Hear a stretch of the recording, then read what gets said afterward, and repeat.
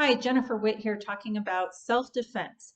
Uh, that topic is pretty hot right now in social media and the news, covering all kinds of trials and varied verdicts that are coming out from trials where defendants are asserting self-defense. And part of the problem is that that topic is used very loosely, and people often misunderstand that self-defense is something that is not a get out of jail free card or carte blanche to kind of use whatever force you think is necessary in that circumstance. In the state of Washington, we have the RCW, which codifies circumstances when you could use self-defense, which is defense of yourself, others, or property.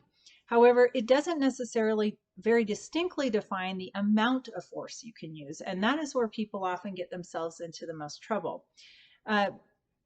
Defending yourself in a shoving match, and you happen to be a boxer, you're clearly going to win, and you might punch the person, and that's okay if you were not the first aggressor. However, when you're talking about deadly force, that's where people get themselves into a lot of trouble, because there really needs to be imminent threat of death or serious bodily injury.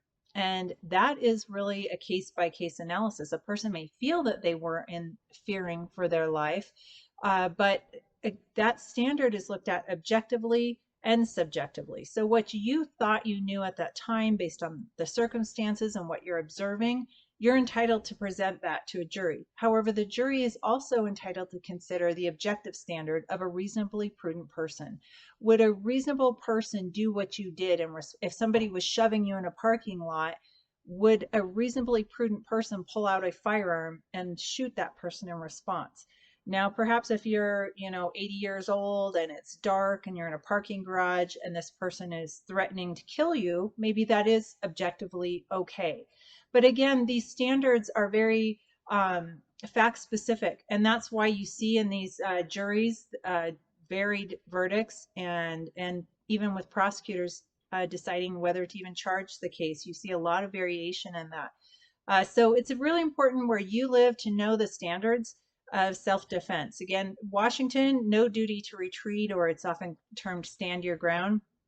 But again, not carte blanche to use any amount of force. You have to look at that subjective, objective standard and whether you were in fact in fear for the amount of force that you used in response. I hope that helps you better understand self-defense. And if you have any questions, feel free to give our office a call. Thanks again. Jennifer Witt with the Witt Law Group.